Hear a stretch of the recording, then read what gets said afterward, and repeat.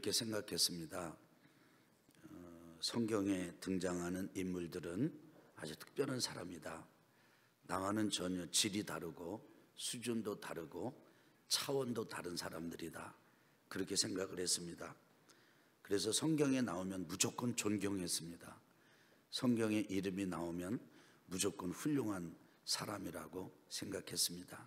그런데 신앙생활을 하면서 성경에 있는 인물들을 살펴보다가 아주 매우 당황스러웠던 경험들이 한두 번이 아니었습니다.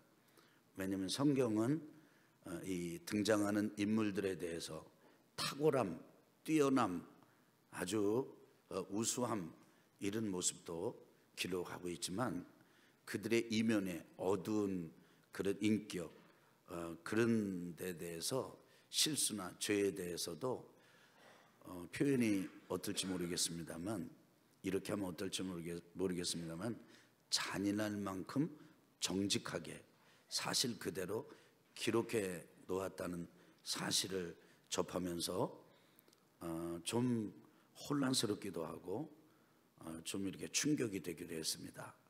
여러분, 다윗이 얼마나 훌륭한 사람입니까? 또 믿음의 조상 아브라함이 그야말로 믿음의 조상 아닙니까? 그런데 믿음의 조상 아브라함이 거짓말을 하는 모습을 읽을 때 굉장히 당황스러웠습니다. 그 다음에 여러분 앞서 거슬러 가보면 노아는 어때요? 노아, 그렇게 훌륭한 노아가 술이 취해가지고 그런 실수를 또 저지르잖아요. 뭐 그런 거 좀 안 써도 될 것 같은데 성경은 아주 적확하게 기록해 놓고 있습니다. 여러분, 다윗이 그 다윗보다 먼저 선대왕 사울왕은 또 얼마나 잘생기고 미남이고 사람들이 보면 흠모할 만하고 그랬습니까? 그런데 그 사울이 무너지는 모습을 성경은 있는 그대로 기록합니다. 다윗도 마찬가지입니다. 여러분, 성군 다윗이 어찌 그렇게 무너질 수가 있습니까? 어떻게 그렇게 치졸하고 지저분하고 그리고 그렇게 사악한 무서운 죄를 저지를 수가 있습니까? 솔로몬은 어떻습니까? 솔로몬 그렇게 지혜가 뛰어나고 하나님의 은혜를 특별히 받았던 그런 사람이었는데 보니까 부인이 700명이나 되고 첩이 300명이나 되고 이게 참, 여러분 이런 것에 대해서 어떻게 생각하십니까? 처음에는 전 적응이 잘 되지 않았습니다. 그런데 더 하나님을 알아가고 또 하나님을 섬기면서 제가 깨달은 것이 있습니다. 배운 것이 있습니다. 알게 된 것이 있습니다. 이 세상의 모든 사람은 이렇게 부족한 점이 많다는 겁니다. 그런데 하나님께서 그런 사람을 들어 쓰셨다는 거죠. 그러면서 이것이 어떤 가졌던 기대감, 우리가 생각했던 그 사람, 성경에 나오는 사람은 적어도 이런 정도의 사람일 거야. 거룩하고 훌륭하고 뛰어나고 아무런 어둠이 없고 냄새 나는 부분이 없는 그런 사람일 거야 라고 하는 그 기대감이 이렇게 무너지고 그리고 실망하게 되더라도 그것이 바로 우리에게 위로가 된다는 사실이에요. 여러분, 베드로도 그렇습니다. 여러분, 베드로를 보면 여러분 어떤 느낌을 받습니까? 이번 주까지 우리는 사도행전 2장 묵상을 끝내게 됩니다. 2장은 47절이 끝인데 지금 3주 동안 사도행전 1장 1절에서부터 2장 13절 지나서 47절, 2장 47절까지 묵상하게 되는 거예요. 겨우 2장을 21일 동안 묵상합니다. 그런데 그 사도행전 1장 2장을 묵상하면서 우리는 베드로를 만나고 베드로와 함께한 사도들을 만납니다. 근데 그 사람들을 볼 때 여러분 느낌이 어떻습니까? 저는 이런 걸 알았어요. 전에도 우리가 같이 사도행전 묵상을 한 적이 있습니다. 거듭 지금 하는 것인데 이 베드로의 1장의 모습을 보면 정말 소망이 없습니다. 여러분, 이 베드로는 하나님 앞에서 진짜 비참하게 깨진 사람이에요. 무너진 배신자예요. 여러분, 이 베드로는 용감했습니다. 예수님께서 내가 닭 울기 전에 나를 3번 부인하리라 그렇게 말씀을 하셨을 때도 베드로는 자신만만했습니다. 목숨을 걸었습니다. 내가 죽을지언정, 차라리 죽을지언정 주님을 떠나는 일, 배신하는 일은 없을 것입니다. 단언했습니다. 단언했습니다. 그런데 이 베드로는 은밀하게 자기만의 비밀만으로 무너지고 배신자가 된 것이 아니라 아주 여종 앞에서, 사람들 앞에서 아주 창피하게 공개적으로 망신당하듯이 예수님을 부인하고 맹세까지 부인하고 맹세하면서까지 부인했습니다. 여러분, 베드로만 그랬습니까? 베드로보다 더 치명적인 사람이 있습니다. 유다입니다. 유다는 예수님을 돈 받고 팔아넘겼습니다. 그리고 유다는 비참하게 목을 매서 자살해버리고 말았습니다. 여러분 잘 아시죠? 가까운 사람 중에 이렇게 아주 그냥 비참하게 인생의 최후를 마치는 이런 것을 지켜본 사람들, 경험한 사람들은요, 트라우마가 있어요. 그냥 이렇게 살갗 한번 벗겨져서 연고 바르고 뭐 여기 반창고 몇 번 이렇게 바르면 그냥 괜찮아지는 이런 상처가 아니고요, 깊이 푹 파이는 상처. 그래서 아픔은 나아서 시간이 흘러가지고 막 5년 지나고 10년 지나고 그래가지고 아픔이 없음에도 불구하고 거기만 들여다보면 그 예전의 사건이 되살아나고 그 쓴 기억이 되살아나는 그 상처, 그걸 우리 트라우마라고 그럽니다.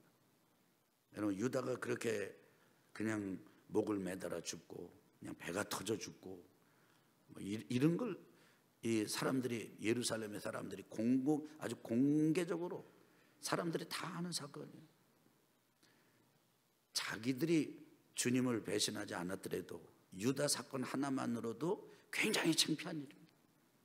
여러분, 우리 그렇지 않습니까? 뭐 기독교인이 어떤 일을 했다 창피하다 그러면 우리 같이 어떤 느끼는 게 있잖아요. 근데 그 정도가 아닙니다. 3년 동안 주님의 제자로서 함께 했던 그 동료 중에 그렇게 된다는 거, 거기다가 자기도 그렇게 했다는, 또 다른 사람들이라고 그래가지고 뭐 자신만만하게 내놓을 수 있는 게 없어요. 왜냐하면 그들도 다 비슷했기 때문입니다.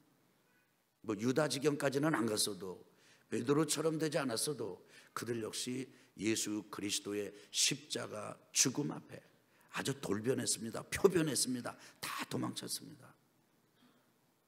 그런 사람들이 승천하신 주님의 모습을 보고 천사의 메시지를 듣고 예루살렘에 돌아와 다락방에 모였습니다.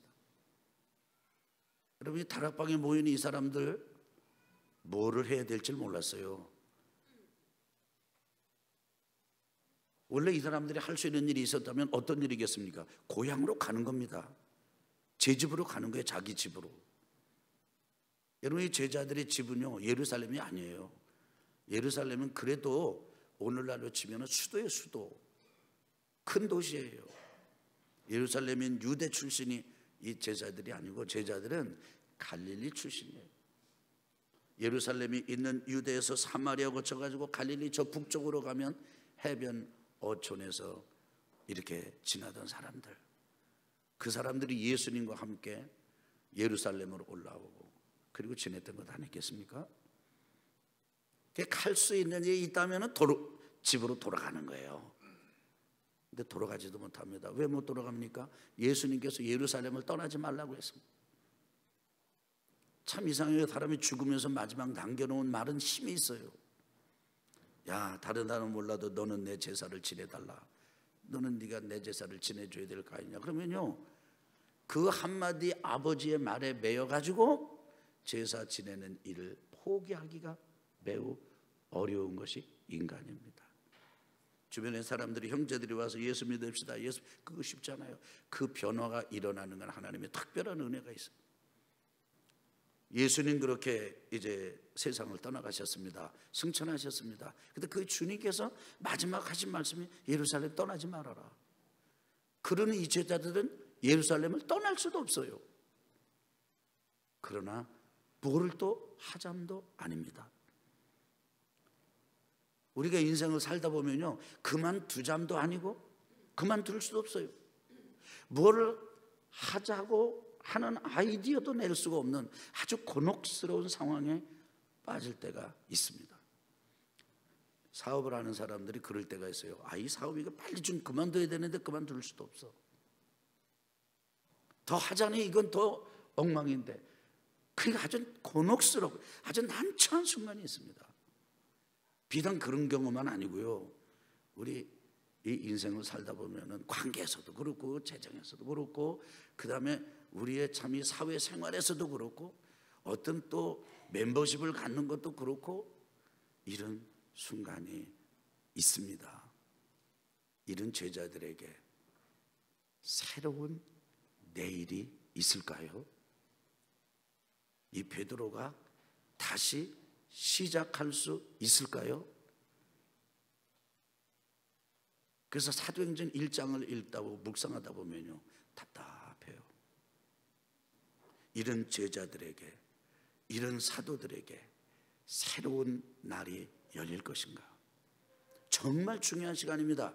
주님이 이제 이 땅에 오셔서 30년 동안 자연인으로 계시다가, 목수로 계시다가 3년 동안 공생의 사역을 사시고 하나님 나라 일을 말씀하시고 제자 불러서 훈련시키시고 예루살렘에 올라가셔서 넘겨지고 고난당하시고 십자가에 못 박혀 돌아가신 다음에 장사 지내마다 3일 만에 부활하시고 40일 제자들과 함께 있다가 이제 감람원에서 승천하셔서 하나님 보좌 우편으로 올라가셨습니다.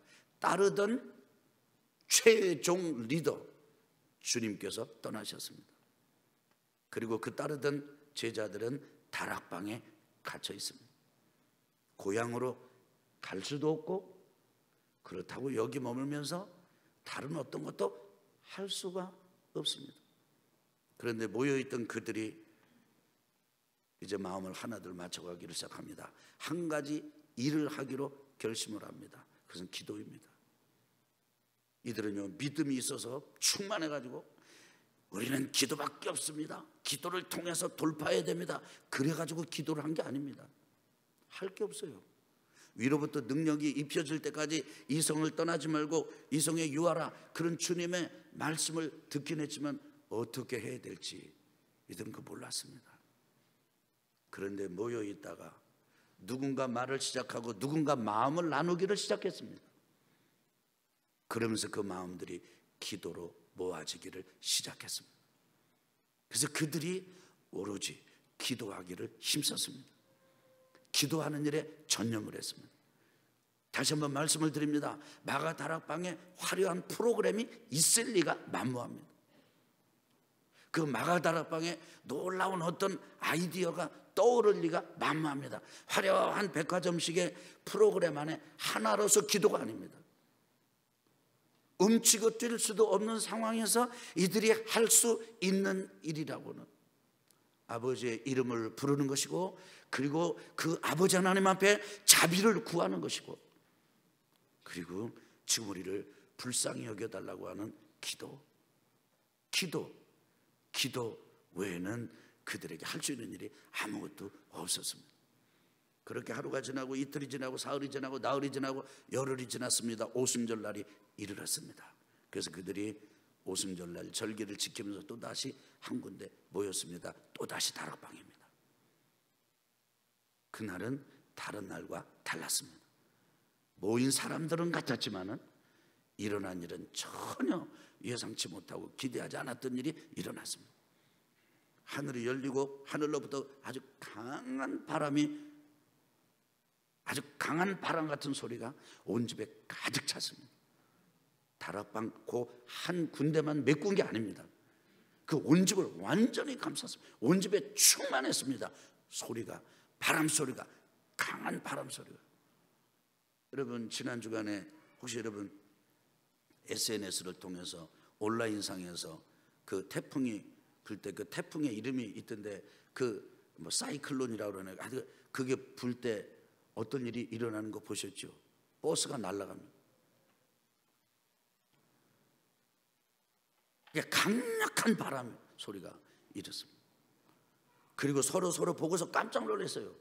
왜냐하면 각 사람 머리, 내가 봐도 그렇고 그 사람이 나를 봐도 그렇고 머리 위에 불이 있는 거예요. 근데 머리 위에 있는 불은요, 무슨 여기 뿔처럼 이제 고정되어 있는 불이 아니에요. 머리 위에서 활활 타는 거예요. 얼마나 이게 불이 강하게 타는지 막 불꽃이 막 갈라질 정도예요. 불이 붙어버린 거예요. 그러면서 이 사람들이 설명할 수 없는 것을 경험합니다. 표현할 수 없는 일들을 경험합니다. 그것은 자기들이 속이 뭔가 채워지는 거예요. 텅 빈 게 채워지는 거예요. 막 채워지는 겁니다. 근데 이렇게 채워지고 막 가득 차고 뭐가 가슴이 벅차고 막 내면이 가득 차게 되는데 나쁘지 않아요. 하나님의 영 성령으로 충만해져 가지고 그 결과 성령이 말하게 하심을 따라 말을 시작하는 거예요. 이 사람들은 전혀 배운 적이 없는 말을 성령이 하게 하는 것을 따라서 말을 시작합니다. 여러분, 사람이 우스꽝스러운 말, 자기가 배우지 않은 말, 자기가 이렇게 입에 올려보지 않았던 말을 이렇게 태연스럽게 그 우스꽝스러운 발음을 이렇게 하는 거, 그거 쉬운 일이 아닙니다. 근데 진짜 그 속에 충만한 거예요. 성령이 가득 차가지고 성령이 하게 하시는 말을 따라서 말을 하는 거예요. 근데 때마침 경건한 유대인들이 그 절기를 지키려고 예루살렘에 모여왔었습니다. 그 사람들이 큰 소리가 나는 걸 보고 모여왔습니다. 와서 큰 소리 때문에 모여가지고 왔는데 와가지고 깜짝 놀랐어요. 당황했어요. 왜냐면요, 사람들이 자기들이 온 나라 말로 하나님의 역사, 하나님의 큰일, 위대한 일을 말하는 거예요. 모여온 사람들은 잘합니다. 이 사람들이 갈릴리 사람들이고 이렇게 별로 배운 게 많지 않은 사람들이라는 걸 잘합니다. 왜요? 말소리 들어보면 알아요. 베드로가 예수님의 무리였다는 걸, 예수님의 그 당이었다는 걸, 예수님의 제자였다는 걸 그 여종이 어떻게 알았습니까? 말소리 보고 알았어요. 아니다, 그러니까 네 말소리 들어보니까 너 저 갈릴리 나사렛 예수 당이다, 이렇게 말했지 않습니까? 말소리 들어보면 알아요. 말소리 들어보면. 그게 좋은 사람들이에요. 뭐 이렇게 식자들이 아니에요. 배운 사람들이 아니에요. 그런데 그 사람들이 자기들 나라 말로 말을 하는 거예요. 근데 자기들이 온 나라는요, 여러분, 그냥 이 사도행전을 보게 되면은 기본 15개 나라예요. 우리나라 사람이 주변에 흩어졌습니다. 러시아로 흩어지면 고려인, 그 다음에 중국으로 흩어지면 조선족, 그 다음에 일본으로 흩어지면 뭐 재류 한국인, 뭐 재류 있습니다. 뭐 한일 동포 이런 게 있습니다. 오래 살다 보면요, 웬만한 노력을 기울이지 않은 사람들은 우리나라 말을 잃어버립니다. 그래서 생김새는 비슷비슷한데 말을 전혀 알아듣질 못해요. 그런데 이날 오순절날 경험한 제자들이 말을 할 때 다 자기가 알아듣는 말로 한 거예요. 깜짝 놀랐습니다. 말한 걸 보니까 이 사람들이 얼마나 열정적으로 열광적으로 이렇게 말을 하는지, 그냥 새술에 취했다, 새로 담근 술 그냥 새술 먹고 취해가지고 저렇게 난리라고. 어떤 사람은 놀라고, 어떤 사람은 당황하고, 어떤 사람은 조롱하고, 이런 일들이 벌어진 겁니다. 저도 좀 오래전에 이렇게 어떤 자매님이 저에게 오셨어요. 근데 아마 저를 격려하느냐고 하시는 말씀이셨던 것으로 제가 기억합니다. 그리고 이제 자기 속상한 얘기를 하는 거예요.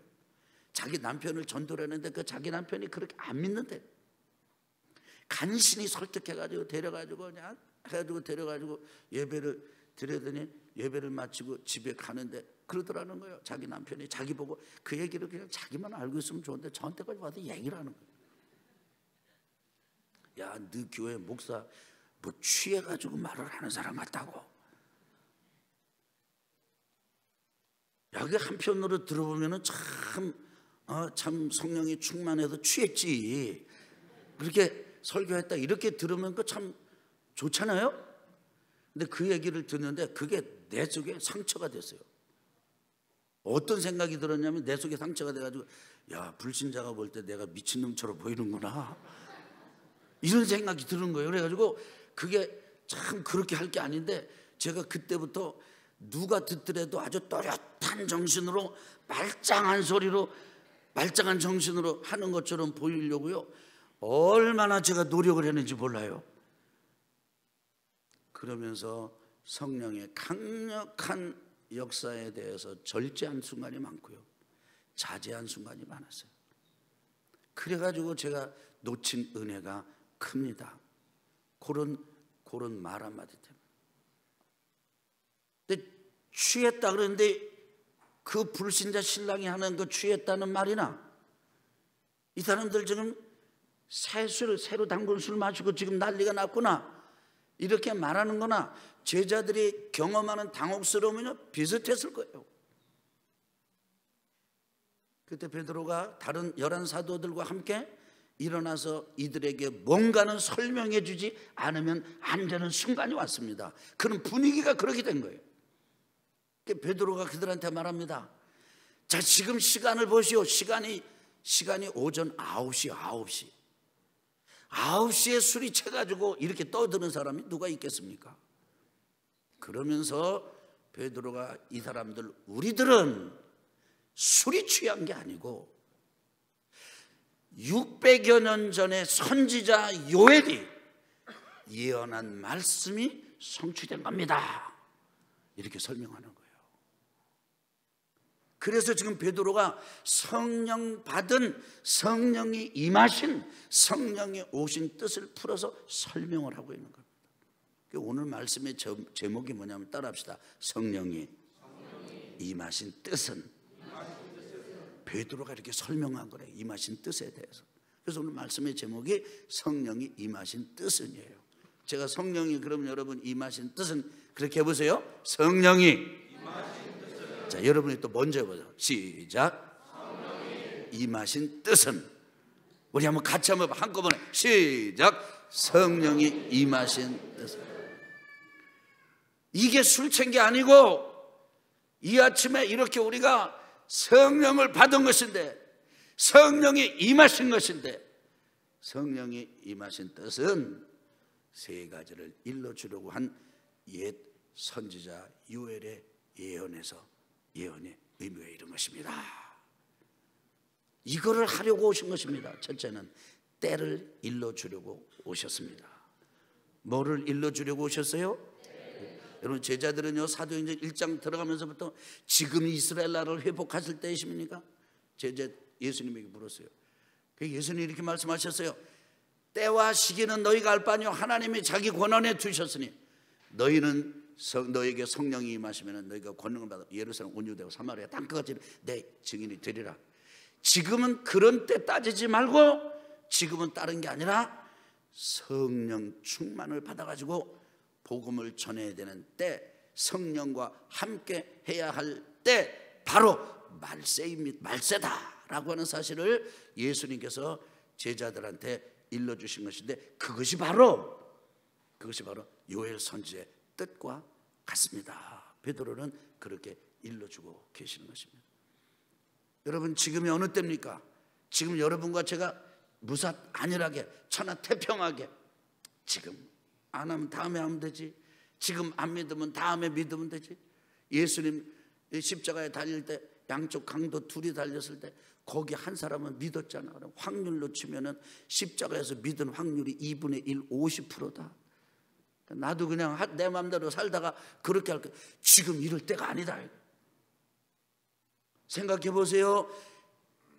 베드로와 120명의 그 귀한 성도들이 다락방에서 성령 받았을 때 그때가 요엘 선지자가 예언한 것처럼 내가 말세에 나의 영을 만민에게 부으리니 라고 말씀하셨던 말세라고 한다면 지금은 말세 중에서도 말세잖아요. 성경에서 말세라고 하면은 명확합니다. 예수님께서 이 땅에 초림 첫 번째 오신 때로부터 승천하시고 난 다음에 다시 재림할 때까지의 기간을 말세라고 그래요. 그런데 2000년 전에 그때 요엘 선지자의 말씀이 선취됐다. 지금의 말세다. 베드로가 그렇게 설명했어요. 성령이 임하신 것이 바로 이거 일러주시는 것이다.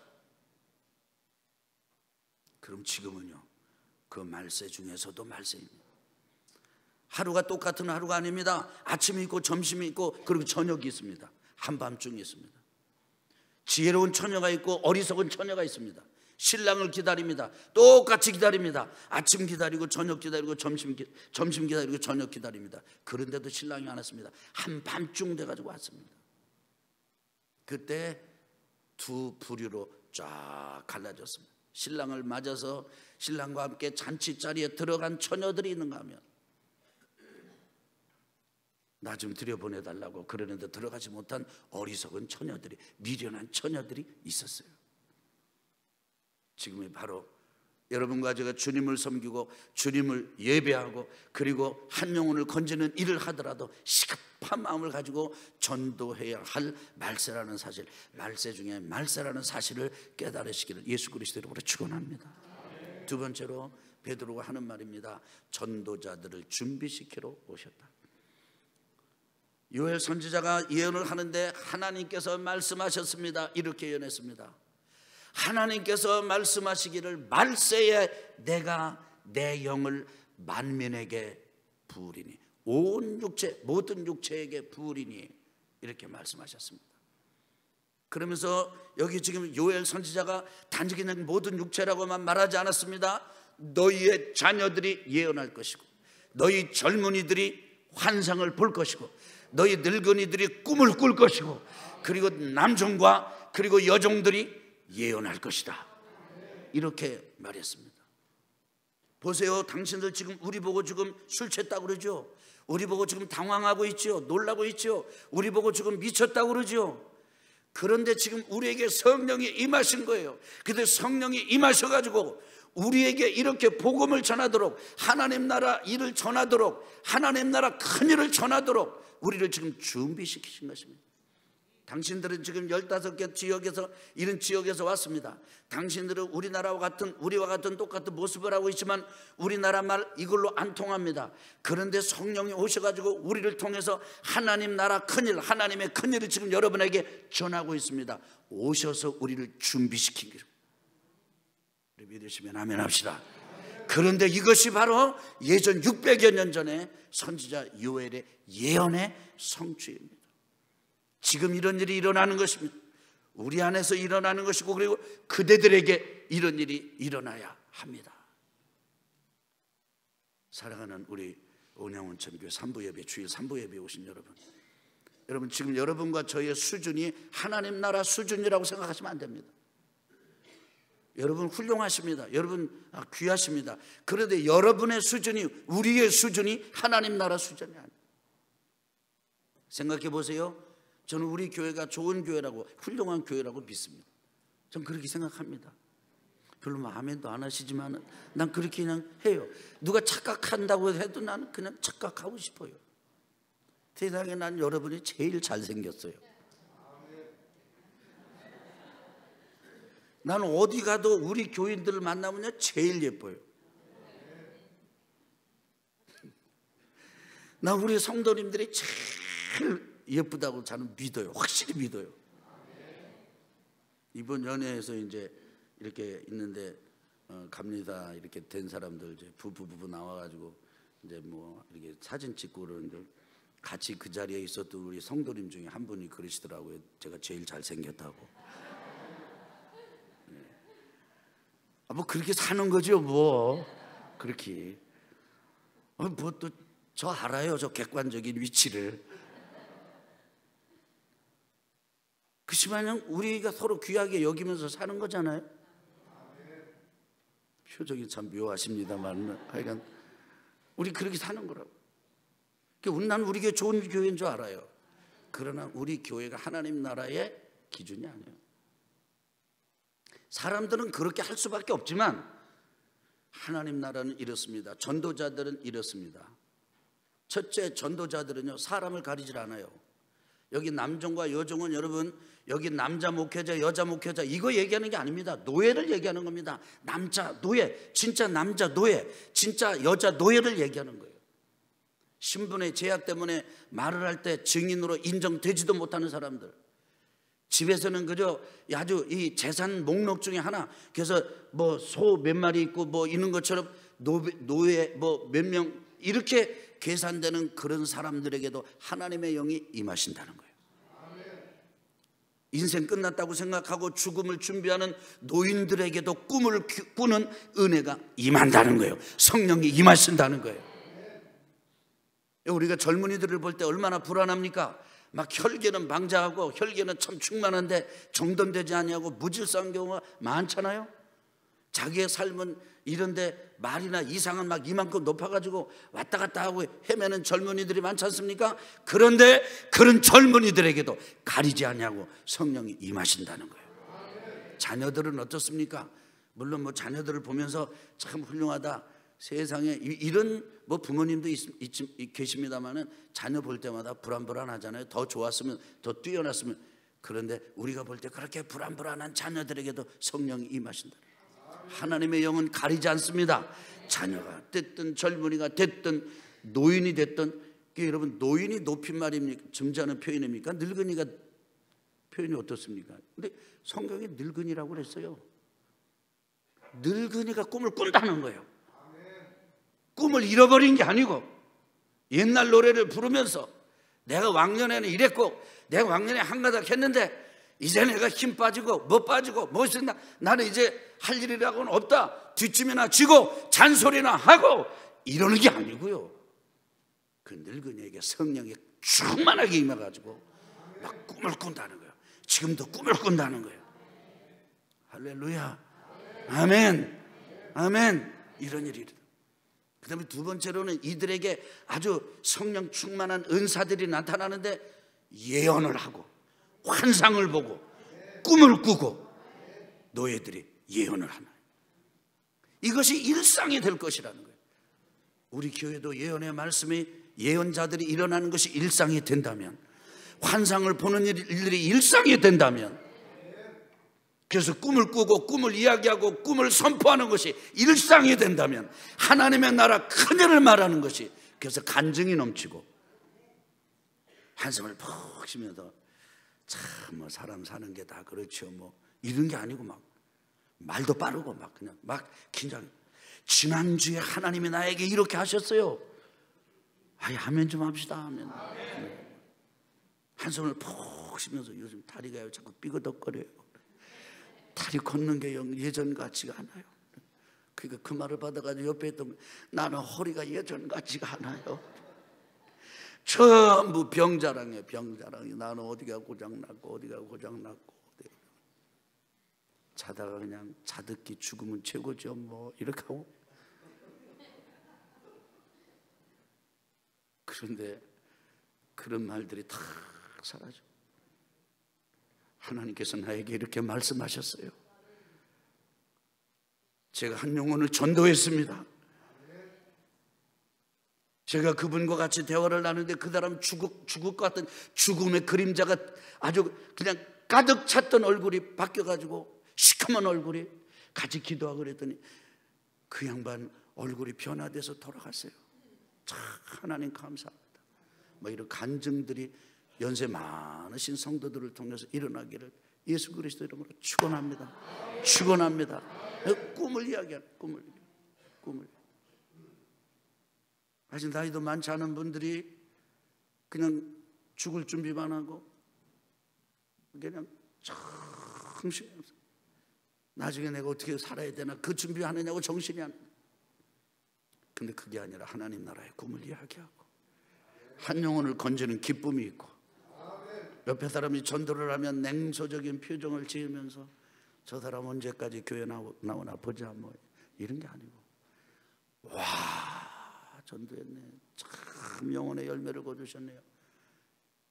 여러분, 이런 일들이 일어나도록 성령께서 오신 것입니다. 아멘. 할렐루야. 아멘. 사랑하는 성도 여러분, 세 번째 베드로가 설명하는 게 있어요. 그래서 성령이 오신 것은 세 번째, 이것 때문에 오셨다. 따라합시다. 영혼을 구원하러 오셨습니다. 뭐를 건지러 오셨다고요? 보니까 이제 따라합시다. 누구든지. 자, 세게 해봐요. 자세를 바르게 하고. 이것도 누구든지. 그럼 누구든지면 나도 여기 들어가는 거예요? 안 들어가는 거예요? 들어가는 거죠? 확실하죠? 그럼 누구든, 다시 한번 누구든지 주의 이름을 부르는 자는 구원을 받으리라. 성경에서 구원을 받는다는 말은 믿고 천국 간다는 말만 말하지 않습니다. 그건 당연하고요. 이 땅에서 질병에서 노인받는 것도 구원받는다고 그랬어요. 문제에서 해결되는 것도 구원받는다고 그랬어요. 그래서 여러분, 주의 이름을 부르는 자는 구원을 받으리라. 이 말을 받을 때, 이 말을 들을 때 여러분 어떻습니까? 여러분 속에 막 희망이 생깁니까? 나도 주의 이름을 불러야 되겠다, 여러분 그런 생각이 나십니까? 어떤 사람은 그렇지 않습니다. 우리는 예수님께서 바리새인들을 보고, 아주 껍데기 종교인들을 보고 주여 주여 하는 자가 다 천국에 들어갈 것이 아니다, 이렇게 비판하고 경고하신 말씀이 우리 속에 꽉 들어박혀 있어요. 그것만 제대로 제 뜻대로만 들어박혀 있어도 괜찮은데, 교회를 공격하고 예수 믿는 사람들을 공격하고 믿으면 구원받는다 이렇게 생각하는 사람들을 철딱선이 없다고 공격하면서 주여 주여 하는 자가 다 구원받는 게 아니라고, 주님이, 네가 믿는 주님이, 예수가 그런 얘기를 했지 않냐? 그런 공격을 하도 들어가지고 주의 이름을 부르는 자는 구원을 받으리라 그러면요, 그게 와서 톡 해서 이름만 부른다고 되나? 이름만 부른다고 되나? 근데 됐잖아요. 여기 마가 다락방에서 이 사람들은 고향으로 떠날지도 못했다니까요. 할 일도 없어요. 근데 이들이 한 게 뭐라고 그랬어요? 오로지 한 게 뭐라고 그랬어요? 마음을 모아서 한 게 뭐라고 그랬어요? 기도예요, 기도. 그래서 기도가 무엇입니까? 하나님 아버지의 이름을 부르는 것이에요. 주님의 이름을 부르는 것이에요. 부르는 것이에요. 돌아갈 수도 없습니다. 그렇다고 딱히 다른 거 할 일도 없습니다. 주님은 위로부터 능력이 입혀질 때까지 기다리라고 그랬습니다. 아버지 불쌍히 여겨 주옵소서. 아버지 자비를 베풀어 주옵소서. 아버지 아버지 아버지 아버지 아버지 아버지 아버지, 그 사람들을 구원하신다는 거예요. 여러분, 지금까지 누구의 이름을 부르셨습니까? 누구의 이름을 부르다가 지쳤습니까? 누구의 이름을 부르다가 절망하셨습니까? 낙심하셨습니까? 아버지의 이름을 부릅시다. 우리를 사랑하시고 우리를 향해서 언제나 아빠, 아버지가 되시를 기꺼워하시고 즐거워하시는 하나님의 이름을 부릅시다. 우리 주님이 우리에게 이렇게 말씀하셨잖아요. 너희는 기도할 때 이렇게 해라. 따라합시다. 하늘에, 지금 세게 하늘에 계신 우리 아버지. 하나님 아버지를 부르라고 그랬잖아요. 그렇게 기도하라고 그랬잖아요. 할렐루야. 마귀가 와서 여러분과 저를 쿡쿡 찔르면서, 너네 이제 교회 나온 지 며칠밖에 안 됐는데 너 너무 그러면 안 돼. 너 미쳤다는 소리 들어. 너 정신 바짝 차려. 마귀가 와서 그렇게, 너 예배 그렇게 매일 가는 게 아니야. 듬성듬성 가줘야지. 너 찬송할 때, 너 불과 얼마 전까지만 해도 그 찬송 뭔지도 몰라. 너 지금 너무 지금 하고 있는 거 아니야? 진도가 너무 빨라 지금. 마귀 와가지고 주여 주여 한다고 구원받는 자고 그렇게 했더냐? 내 삶을 보면 진짜 내 삶이 정말 주의 이름을 부르는 거에 걸맞아? 이렇게 공격할 때, 마귀가 와서 공격할 때, 그 마귀를 향해서 아멘 그리요. 여러분, 그러면 안 돼요. 이깁시다. 승리합시다. 그래서 내 영혼이, 내 양심이 나를 공격하고, 세상이 나를 공격하고, 마귀가 나를 공격하고, 그래서 세상의 이론과 사상이 우리를 공격할다 할지라도 주님이 가르쳐 주신 것이 아버지의 이름을 부르라는 것이었다. 누구든지 주의 이름을 부르는 자는 구원을 받으리라. 바로 120명 마가다락방에 있던 사람들이 그랬습니다. 그리고 이들이 예수님의 이름을 부르는 자들이 됐어요. 여러분, 하나님 아버지의 이름을 부르면 사는 길이 열립니다. 사주팔자 운명이 바뀝니다. 바뀌게 되어 있습니다. 이것이 베드로가 하나님의 영 성령이 임하신 뜻이 이것이다 일러주신 것이, 설명해 주신 것이. 이제는 이제 여러분과 제가 이 말씀을 듣고 결단해야 돼요. 이제 우리가 예수님의 이름으로 복음을 전해줄 차례가 되었어요. 이제는 우리가 증인으로 나서야 됩니다. 베드로가 이렇게 전했습니다. 120명의 사람들이 다 그렇게 전도자들이 됐습니다. 다른 11 사도들이 그렇게 됐습니다. 3,000명이 회개하고 세례받고 돌아왔습니다. 그 중에 스데반이 나왔습니다. 빌립이 나왔습니다. 7 집사들이 나왔습니다. 그들이 나가서 또 복음을 전하다가 죽었습니다. 그래서 복음이 오늘 여러분과 저에게까지 왔습니다. 그 성령이 우리 가운데 임하실 것입니다. 그리고 이제 여러분과 제가 반응해야 될 때가 왔어요. 우리가 전해줘야 돼요. 여러분, 기독교의 진리는요, 앉아가지고 깨닫는 게 아니에요. 기독교의 진리는 누가 들려주면 듣고 깨닫는 거예요. 그래서 믿음은 어디에서 나요? 들음에서 나며, 들음은 뭐로 말미암았느니라? 그리스도의 말씀으로 말미암았느니라. 누군가 들려줘야지. 여러분과 제가 그렇게 들려주는 성도들 되시기를 예수 그리스도 이름으로 축원합니다. 할렐루야.